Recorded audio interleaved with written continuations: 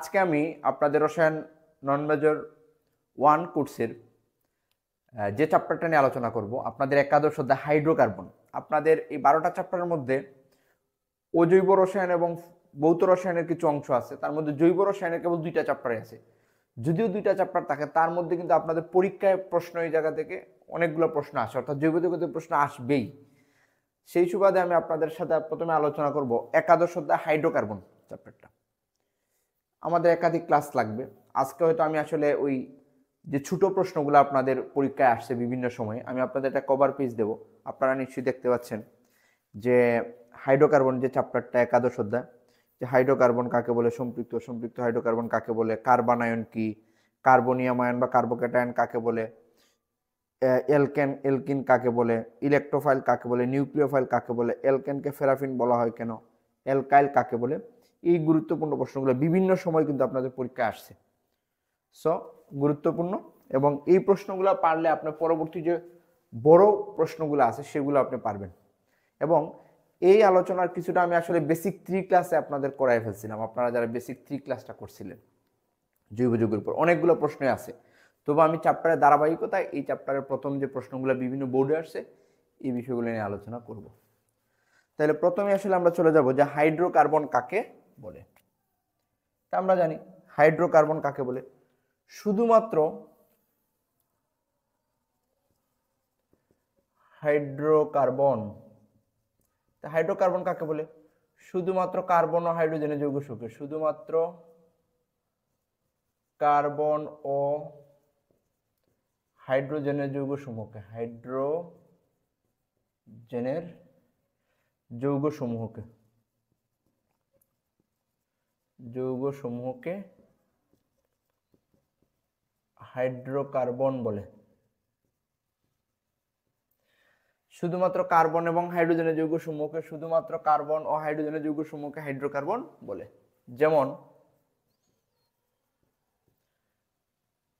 Methane CH4, তারপরে ethane হইতে পারে, ethane C2H6, methane, ethane, propane C3H8, এটার নাম হলো প্রোপেন। এইগুলো আমরা আসলে, আমি অ্যালকেনের গুলো লিখলাম।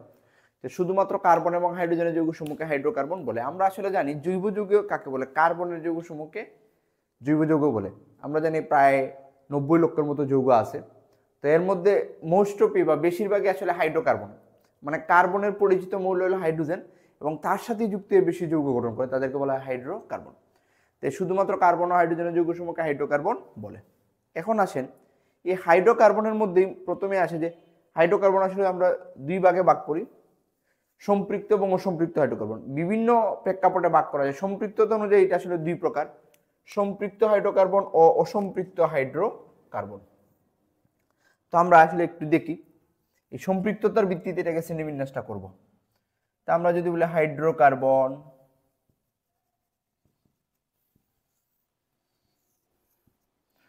সম্পৃক্ত আর অসম্পৃক্ত, সম্পৃক্ত হাইড্রোকার্বন আর এটা হলো অসম্পৃক্ত হাইড্রোকার্বন, অসম্পৃক্ত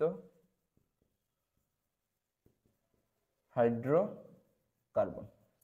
সম্পৃক্ত হাইড্রোকার্বন কাকে বলে? কার্বন কার্বন একক বন্ধন বিশিষ্ট হাইড্রোকার্বনকে সম্পৃক্ত হাইড্রোকার্বন বলে।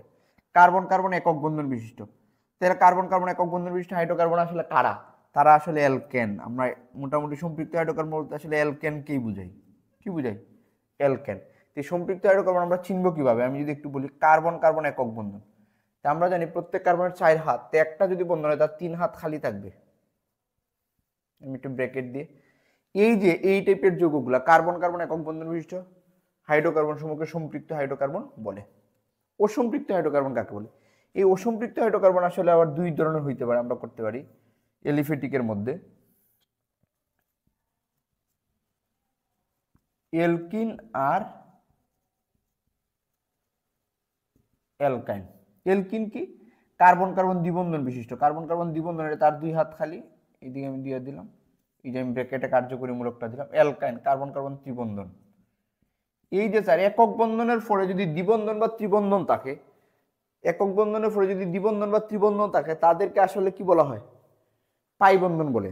তো এই পাই বন্ধন যুক্ত যৌগগুলো আসলে অসম্পৃক্ত হাইড্রোকার্বন। তাহলে আমি যদি সংজ্ঞাটা দিই আর কি স্যার, যে সম্পৃক্ত হাইড্রোকার্বন কাকে বলে? বলবেন কার্বন কার্বন একক বন্ধন বিশিষ্ট হাইড্রোকার্বন সম্পৃক্ত হাইড্রোকার্বন বলে। অসম্পৃক্ত হাইড্রোকার্বন কাকে বলে? কার্বন কার্বন দ্বিবন্ধন ও ত্রিবন্ধন বিশিষ্ট হাইড্রোকার্বন সমূহকে অসম্পৃক্ত হাইড্রোকার্বন বলে। এই সম্পৃক্ত হাইড্রোকার্বন আসলে এগুলাকে আমরা বলি অ্যালকেন। কি? অ্যালকেন। আমরা আরেকটা প্রশ্ন উত্তর এখন আমাদের শিখা হয়ে যাবে যে অ্যালকেন, অ্যালকেন, অ্যালকিন এবং অ্যালকাইন কাকে বলে? তো এই যে অ্যালকেন, আমি ওই যে এই যে অ্যালকেনের সংজ্ঞাটা আমি দিয়ে দিতে পারি। অ্যালকেন, কার্বন কার্বন একক বন্ধন বিশিষ্ট হাইড্রোকার্বন সমূহকে অ্যালকেন বলে। কার্বন কার্বন একক বন্ধন বিশিষ্ট হাইড্রোকার্বন সমূহকে অ্যালকেন বলে। সেম, সম্পৃক্ত হাইড্রোকার্বন আর অ্যালকেনের সংজ্ঞাটা আসলে একই রকম। কার্বন কার্বন একক বন্ধন বিশিষ্ট হাইড্রোকার্বন সমূহকে অ্যালকেন বলে। আমি যদি বলতে চাই যে অ্যালকেনের সাধারণ সংকেতটা আসলে কি? সাধারণ সংকেত আমরা বেসিক ক্লাসে এগুলো পড়ছিলাম, CnH2n+2। এখন আমার এই সাধারণ সংকেত জানার প্রয়োজন আসলে কি? খুব বেশি এই মুহূর্তে প্রয়োজন নাই, কিন্তু পরবর্তীতে আমাদের কাজে লাগবে। মনে করেন এন এর মান যদি 1 হয় তো এটা কার্বন, হাইড্রোজেন হইল গিয়া 1 হইলে 2 একে 2 আর 2 4 অর্থাৎ CH4। আমি যদি এন এর মান 2 দিই তাহলে কি হচ্ছে? হাইড্রোজেন হবে 2 2 4 আর 2 6 6। এই যে স্যার এটা হলো মিথেন, এটা হলো ইথেন, এইগুলো আসলে কি? অ্যালকেনের। মানে আমি এই জায়গায় যে যৌগগুলো লিখছিলাম এগুলো অ্যালকেন লিখছিলাম। তো অ্যালকেন কাকে বলে? কার্বন কার্বন একক বন্ধন বিশিষ্ট হাইড্রোকার্বন সমূহকে অ্যালকেন বলে। এখন আমি যদি বলি অ্যালকিন কাকে বলে, সেম আপনারা নিজেরাই পারবেন। কার্বন কার্বন দ্বিবন্ধন বিশিষ্ট হাইড্রোকার্বন সমূহকে অ্যালকিন বলে। অ্যালকিনের সাধারণ সংকেতটা কি? CnH2n+2, CnH2n+2। তো অ্যালকিনের প্রথম সদস্য, যেহেতু কার্বন কার্বন দ্বিবন্ধন, তখন এই প্রথম সদস্যটা ন্যূনতম 2টা কার্বন বিশিষ্ট হবে। তা আমি যদি একটু বলি যে এক কার্বনের হওয়া সম্ভব না, আমি যদি সি এর মান 2 দিই, হাইড্রোজেন কি হবে? সরি, অ্যালকিনের সাধারণ CnH2n, CnH2n, অ্যালকেনের হলো এটা। তা হাইড্রোজেন কি হবে? 4। আমি যদি বলি C3H কি হবে? তাহলে 6। এটার নাম হলো ইথিন, এটার নাম ইথিন, এটার নাম হবে প্রোপিন। ইথিন এবং প্রোপিন। আমি যদি এদের গাঠনিক সংকেত আঁকি তাইলে দেখা যাবে যে এদের মধ্যে কার্বন কার্বন কি আছে? দ্বিবন্ধন আছে। তো এলকিন কাকে বলে? কার্বন কার্বন দ্বিবন্ধন বিশিষ্ট হাইড্রোকার্বন সমূহকে এলকিন বলে। আচ্ছা, আমি একটা এক্সাম্পল আমি আপনাকে দেখাইতে চাই যে মনে করেন প্রোপিনের কথাই মনে করেন, আমি প্রোপিনের এক্সাম্পলটা দেখাই। প্রোপিন কয় carbon? 1 carbon, 2 carbon, 3 carbon. Sir যেহেতু এটা এলকিন, যে কোনো এক জায়গায় একটা দ্বিবন্ধন আছে, আপনি এই জায়গায় দ্বিবন্ধন দিয়ে দেন। তো ওর কয় হাত খালি? কার্বনের 4 হাতের মধ্যে 2 হাত চলে গেছে, 2 হাত খালি। তো 2 হাতে 2টা হাইড্রোজেন দিলেন, ওর 1 হাত খালি, ওর 3 হাত খালি। তা আমরা যেটা এইভাবে লিখি CH3 CH double bond CH2, এই হইল প্রোপিন। অর্থাৎ আমি যখন এলকিন আঁকবো এক জায়গায় একটা কি থাকবে? দ্বিবন্ধন অবশ্যই থাকবে, ন্যূনতম একটা হলেও দ্বিবন্ধন থাকবে। কার্বন কার্বন দ্বিবন্ধন বিশিষ্ট হাইড্রোকার্বন সমূহকে আসলে কি বলে? এলকিন বলে। আচ্ছা, এখন আসেন তাহলে আমরা এলকিন, এলকিন কি? এলকিনের প্রথম সদস্য ইথিন, এর সাধারণ সংকেত CnH2n, দ্বিতীয় সদস্য কি? প্রোপিন। কিভাবে গাঠনিক সংকেত হয় সেটা আমরা দেখলাম। এখন আসেন অ্যালকাইন। অ্যালকাইন কাকে বলে? কার্বন কার্বন ত্রিবন্ধন বিশিষ্ট হাইড্রোকার্বন সমূহকে কি বলা হয়? কার্বন কার্বন ত্রিবন্ধন বিশিষ্ট হাইড্রোকার্বন সমূহকে অ্যালকাইন বলে। কি বলে? অ্যালকাইন। তো অ্যালকাইনের সাধারণ সংকেত হবে CnH2n-2। এখন আমরা যদি এটাকে বলি, দেখেন যেহেতু এটাও একাধিক কার্বনের মধ্যে ত্রিবন্ধন থাকা লাগবে, তাই প্রথম সদস্য ন্যূনতম 2 কার্বনের হবে। এখন আমি যদি বলি এটা C2 হয়, তা হাইড্রোজেন কি হবে বলেন তো? 2 2 4, 4 থেকে 2 গেলে কি? 2। এটার নাম আসলে ইথাইন। অ্যালকাইনের নামে শেষে আইন যুক্ত হবে, ইথাইন। এখন আমি যদি এই জায়গায় C3 লিখতাম তাহলে দেখেন তো 3 2 6, 6 থেকে 2 গেলে কি? 4। এটার নাম হয়তো প্রোপাইন, প্রোপাইন। তাহলে কার্বন কার্বন ত্রিবন্ধন বিশিষ্ট হাইড্রোকার্বন সমূহকে অ্যালকাইন বলে। তো অ্যালকাইনের মধ্যে প্রথম সদস্য আমরা বললাম ইথাইন, পরেরটা প্রোপাইন। এখন আমরা যদি একটা গাঠনিক সংকেত দিকে দেখাই যে প্রোপাইনের কোথায়? কার্বন 1 2 3, 3 কার্বনের যৌগ। যেহেতু এটা অ্যালকাইন বা CnH2n-2 সূত্র, মানে যে কোনো এক জায়গায় একটা ত্রিবন্ধন আছে, আপনি দিয়ে দেন। তার হাত খালি কটা? একটা। তার কোনো হাত খালি নাই, তার 4টে হাত চলে গেছে, তার 3 হাত। কি দাঁড়াইলো তাহলে? CH3 ট্রিপল বন্ড CH, এই হইল আমাদের প্রপেন। আশা করি অ্যালকেন কাকে বলে আপনারা পারবেন। এখন আরেকটা গুরুত্বপূর্ণ প্রশ্ন রিলেটেড, এটা বেসিকেও আমরা পড়ছি, অ্যালকেনকে প্যারাফিন বলা হয় কেন? প্যারাফিন শব্দের হলো আসক্তিহীন। স্যার এর মধ্যে আসলে আমাদের আলোচনাটা রয়ে গেল। আচ্ছা, আমরা অ্যালকেন সবারই গাঠনিক সংকেত দেখছিলাম। আমি যদি আপনাকে ইথেনের গাঠনিক সংকেত আঁকতে বলি, ইথেন কার্বন দুইটা, 1 কার্বন 2 কার্বন, তার যেহেতু একক বন্ধন তার 3 হাত খালি, তার 3 হাত খালি, H H H H H. এই দেখেন এই সবগুলো হলো সিগমা বন্ধন, মানে এনে একাধিক বন্ধন, মানে পাই বন্ধন নাই। পাই বন্ধন আসলে কি? নাই। তো এই যে দেখেন এগুলো সিগমা বন্ধন। আমরা জানি সমযোজী যৌগের বন্ধন 2 ধরনের হয়, সমযোজী সিগমা, সমযোজী পাই। তো সিগমা বন্ধনগুলো অত্যন্ত শক্তিশালী। তো অ্যালকেনে কার্বন কার্বন এবং কার্বন হাইড্রোজেন শক্তিশালী সিগমা বন্ধন বিদ্যমান। এই শক্তিশালী সিগমা বন্ধনগুলো সহজে অন্য কারোর সাথে কি করে না? বিক্রিয়ায় অংশগ্রহণ করে না। তাই তাদেরকে আসলে কি বলা হয়? প্যারাফিন বলা হয়। প্যারাফিন শব্দের অর্থ হলো আসক্তিহীন।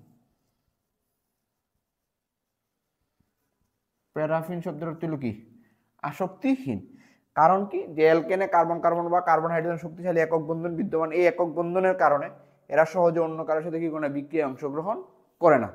অর্থাৎ অ্যালকিন এবং অ্যালকাইনগুলো যত সহজে বিক্রিয়ায় অংশগ্রহণ করে, তারা তত সহজে বিক্রিয়ায় অংশগ্রহণ করে না। তাই আসলে অ্যালকেনকে কি বলা হয়? প্যারাফিন বলা হয়। পারবো, আমি নোট দিয়ে দিব, সমস্যা নেই। এখন আছেন অ্যালকাইল। আমি উপরের অংশটা দিলে এখন একটু মুছে ফেলবো। অ্যালকেনের পরে যে একটা আছে অ্যালকাইল, এটা আপনাদের ছোট প্রশ্ন পরীক্ষায় আসে।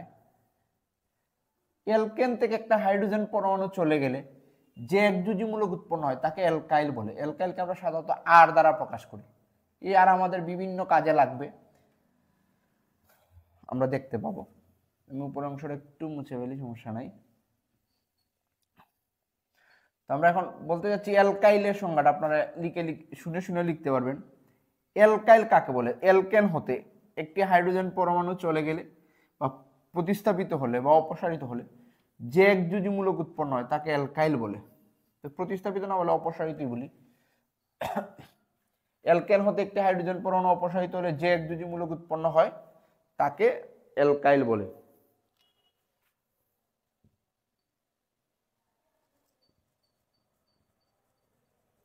অ্যালকাইল আমরা বলবো অ্যালকেন হতে একটি হাইড্রোজেন পরমাণু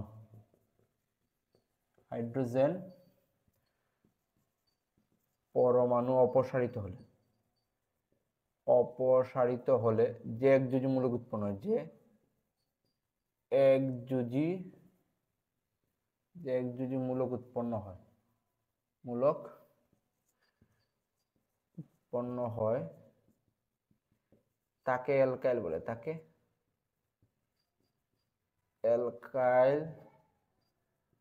বলে।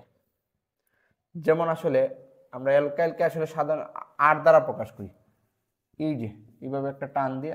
এখন এই অ্যালকাইল আসলে কিভাবে গঠিত হয়? মনে করেন অ্যালকেন, মিথেন একটা অ্যালকেন, এই জায়গা থেকে মিথেন থেকে একটা হাইড্রোজেন চলে গেলে তার দুজন CH3, এটার নাম হইব মিথাইল। C2H6 এটা ইথেন, C2H5 এটা ইথাইল, এলো অ্যালকাইল। মিথাইল, ইথাইল, প্রোপাইল এগুলো হলো অ্যালকাইল। তো এই অ্যালকাইলের সাধারণ সংকেত যদি আমরা বলি তো কি হবে? CnH2n+1। যে স্যার ওই যে CnH2n+2 যেহেতু অ্যালকেন, তো একটা হাইড্রোজেন কমে গেলে আসলে CnH2n+1 হবে। এইগুলো আসলে অ্যালকাইল বলে। আশা করি আমরা আসলে অ্যালকাইল কাকে বলে সেই জিনিসটা বুঝতে পারছি। এখন আরো দুইটা ছোট প্রশ্ন আছে, কার্বানায়ন আর কার্বোক্যাটায়ন, নিউক্লিওফাইল আর ইলেকট্রোফাইল। এই কার্বোক্যাটায়ন এবং কার্বানায়ন নিয়ে আমাদের আর বিস্তর আলোচনা আছে। কার্বোক্যাটায়নের সুস্থিতির ক্রম, কার্বানায়নের সুস্থিতির ক্রম, এগুলো বড় প্রশ্ন আছে। তো আমরা আসলে একটু দেখব। অ্যালকাইলটা আসলে আমরা শেষ। এখন চলেন কার্বানায়ন। নায়নটা আসলে অ্যানায়ন থেকে আসছে, অর্থাৎ কার্বন পরমাণুযুক্ত ঋণাত্মক আয়নকে কার্বন আয়ন বলে, আর কার্বন পরমাণুযুক্ত ধনাত্মক আয়নকে আসলে কার্বোক্যাটায়ন বলে।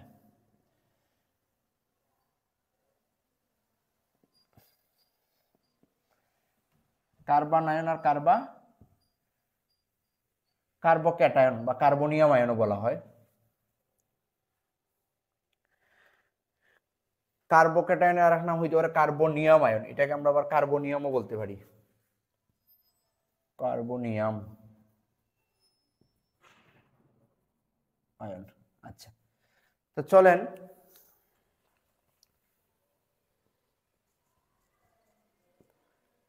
কার্বনায়ন, আমি আপাতত তাহলে সংজ্ঞাগুলা দিচ্ছি। স্যার, এই কার্বনায়ন হইল, আমরা পরবর্তীতে পড়ব যে সমযোজী বন্ধনের বিভাজন দুই ধরনের হয়, একটা সুষম বিভাজন আর হইল বিষম বিভাজন। সুষম বিভাজন হইলে ফ্রি রেডিক্যাল বা মুক্তমূলক উৎপন্ন হয়, আর বিষম বিভাজন হইলে ধনাত্মক আদান এবং ঋণাত্মক আদান অর্থাৎ ইলেকট্রোফাইল আর নিউক্লিওফাইল উৎপন্ন হয়। তখন এই ইলেকট্রোফাইলের মধ্যে যখন যেটা ধনাত্মক আদানযুক্ত থাকবে এক কার্বন পরমাণু অথবা ঋণাত্মক আদানযুক্ত কার্বন পরমাণু, এইগুলোকে আসলে আমরা বলি কি কার্বনায়ন এবং কার্বোক্যাটায়ন। আমি একটা এক্সাম্পল আমি আপনাকে দিতে পারি। কার্বনায়নের কথা যদি আমরা বলি, যে মনে করেন মিথেন, সাপোজ এই CH3 ও না, এই জায়গায় মনে করেন একটা এক্স মৌল আছে যার তড়িৎ ঋণাত্মকতা কম, এই এক্স এর তড়িৎ ঋণাত্মকতা কার্বনের চেয়ে তড়িৎ ঋণাত্মকতা কম, তখন এটা বিষম বিভাজন হইল। বিষম বিভাজন তখন কি করলো, এই যে দুইটা ইলেকট্রন ছিল, এই ইলেকট্রন দুইটা কার্বন পরমাণু রেখে দিছে, একটু খেয়াল করেন, এই কার্বন পরমাণু রেখে দিছে CH3। আচ্ছা, তার অষ্টক পূরণ তো থাকলোই, 3 দুগুণে 6, আর এই দুইটা ইলেকট্রন রেখে দিলে, সে যদি একটা ইলেকট্রন রেখে দেয় তখন এটা ঋণাত্মক আদান হবে। কি, আমি ঋণাত্মক আদানটাকে ব্র্যাকেটের মধ্যে মার্ক করে রাখলাম আর কি। আমরা এই মুক্তজোড় ইলেকট্রন কেন দিছি, যে স্যার ওই যে এর তড়িৎ ঋণাত্মকতা যদি কোনো কার্বন পরমাণুর সাথে যদি একটা পরমাণু থাকে যার তড়িৎ ঋণাত্মকতা কম, প্রভাবকের উপস্থিতি মনে করেন বিষম বিভাজন ঘটলো, সেই ইলেকট্রনগুলো রেখে দিছে। আমি বুঝাইতে যাচ্ছি তার অষ্টক পূরণ হয়ে গেছে। কার্বনের বৈশিষ্ট্য মূলত 6টা, ওই দেখেন 3 দুগুণে 6, এই জায়গায় তো তারা একটা ইলেকট্রন শেয়ার করছিল বই, আর সে আরো দুইটা রেখে দিছে অষ্টক। তা আমরা জানি না যে ক্লোরিনে ইলেকট্রন গ্রহণ করলে হয় মাইনাস, এই মাইনাস কেন হয়, যে তার অষ্টক পূরণ হয়ে গেছে, এই জন্যই আসলে সে মাইনাস হয়, এই আমি বলছি। আর এইটা হবে কি, এক্সটা হবে এক্স প্লাস, তার ইলেকট্রন ঘাটতি দেখা দিছে, এইটাকে আসলে আমরা বলি কার্বনায়ন। তে বলেন তো কার্বনায়ন কাকে বলে? কার্বনায়ন হবে ঋণাত্মক চার্জযুক্ত ঋণাত্মক আদান বিশিষ্ট জৈব আয়নকে আসলে কার্বনায়ন বলে। জৈব আয়ন বললে আসলে কার্বন আছে এটা বোঝা যায়। ঋণাত্মক চার্জযুক্ত জৈব আয়ন অথবা ঋণাত্মক আদান বিশিষ্ট কার্বন পরমাণুযুক্ত আয়ন সমূহকে আসলে কি বলা হবে? কার্বনায়ন বলে। আমি আপনাদের নোট দিয়ে দিব, সমস্যা নেই। এখন আসেন কার্বোক্যাটায়ন। কার্বোক্যাটায়ন বা কার্বনিয়াম আয়ন, কার্বনিয়াম আয়ন ঠিক তার উল্টা ঘটনাটা, যে মনে করেন এই জায়গায় ওয়াই একটা পরমাণু আছে, হাইড্রোজেন হাইড্রোজেন, এটা মিথাইল কার্বনায়ন। এখন এই জায়গায় এই পরমাণু যেটা আছে তার তড়িৎ ঋণাত্মকতা বেশি, এই জায়গায় বিষম বিভাজন করছে। কি করছে? বিষম বিভাজন। এই বিষম বিভাজন ঘটার কারণে সে কি করছে, ও দুইটা ইলেকট্রন নিয়ে গেছে, এই নিয়ে গেছে, তখন তার কি করবে, ইলেকট্রনের ঘাটতি দেখা দিবে। ও আমি এইভাবে না লিখে গাঠনিক সংকেত আকারে লিখি, CH3 তার ইলেকট্রনের অভাব দিছে, তখন সে প্লাস হয়েছে, প্লাস ওয়াই মাইনাস, তার অষ্টক হয়ে গেছে। তার মনে করেন এটা মনে করেন হেলোজেন ছিল, সে একটা ইলেকট্রন নিয়ে, আমি ডট ডট ইলেকট্রন দিলেও দিতে পারি, না দিলে জাস্ট মাইনাস দিলেও হবে। আগে কি করছিল, তার তড়িৎ ঋণাত্মকতা বেশি, কার্বনে ইলেকট্রন রেখে দিয়েছিল, আর এই জায়গায় ওয়াই এর তড়িৎ ঋণাত্মকতা বেশি, সেই ইলেকট্রন নিয়ে গেছে, যার ফলে সে হয়েছে প্লাস আর সে হয়েছে কি মাইনাস। এই যে স্যার, এটাকে আমরা বলবো কার্বোক্যাটায়ন বা কার্বনিয়াম আয়ন, কার্বনিয়াম আয়ন। এটাকে আমরা এইভাবে বলতে ধনাত্মক চার্জযুক্ত জৈব আয়নকে, যে জৈব বলতেই কার্বন আছে, অর্থাৎ ধনাত্মক চার্জযুক্ত কার্বন পরমাণু বিশিষ্ট যে সকল আয়ন আছে তাদেরকে কি বলা হয়? কার্বনিয়াম আয়ন বা কার্বোক্যাটায়ন বলে। আশা করি আপনারা বুঝতে পারছেন। এইটা নিয়ে আসার এই কার্বন আয়ন এবং কার্বোক্যাটায়নের সুস্থিতি নিয়ে আমাদের বড় প্রশ্ন আছে, এটা নিয়ে আরো বিস্তর আলোচনা হবে। এই মুহূর্তে আপনি সংজ্ঞাটা শিখলেই হলো। এখন আসেন ইলেকট্রোফাইল ও নিউক্লিওফাইল। ইলেকট্রোফাইল এবং নিউক্লিওফাইল এই মুহূর্তে আমরা সংজ্ঞাটা শিখলেই হলো। এই যে আসলে ইনডাইরেক্টলি হয়েই গেছে স্যার, এই যে মাইনাস আধানযুক্ত একটা আয়ন তৈরি হইল, এ কি করবে বলেন তো? সে যে জায়গায় নিউক্লিয়াস পাবে, কি পাবে? নিউক্লিয়াস মানে পজিটিভ চার্জ পাবে, পজিটিভ চার্জ। এই যে ঋণাত্মক আধান বিশিষ্ট সে তাকে আমরা আসলে বলি নিউক্লিওফাইল। মানে নিউক্লিয়াস পাইলে সে কি করবে? আক্রমণ করবে। আমরা যদি বলি নিউক্লিওফাইল,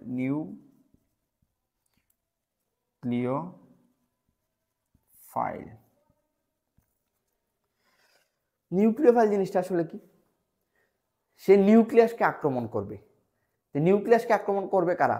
যাদের মধ্যে অতিরিক্ত ইলেকট্রন আছে, চার্জ ঋণাত্মক চার্জযুক্ত পরমাণু বা মূলক হইতে পারে, তারাই আসলে, অর্থাৎ যে সকল পরমাণু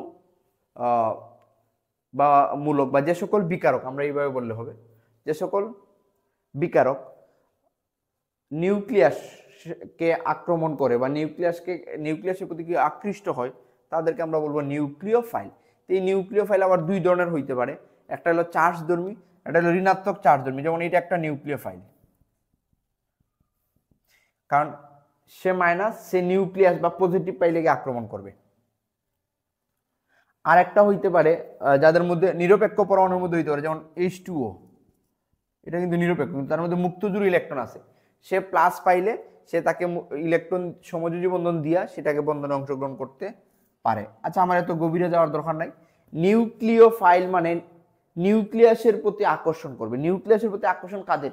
ঋণাত্মক চার্জ বিশিষ্ট পরমাণু বা মূলক এবং যাদের মধ্যে মুক্তজোড় ইলেকট্রন আছে, অর্থাৎ যারা নিউক্লিয়াসের প্রতি বা ধনাত্মক চার্জের প্রতি আকর্ষণ প্রদর্শন করে বা আকর্ষিত হয় তাদেরকে নিউক্লিওফাইল বলে। বিপরীতটা কি? ইলেকট্রোফাইল।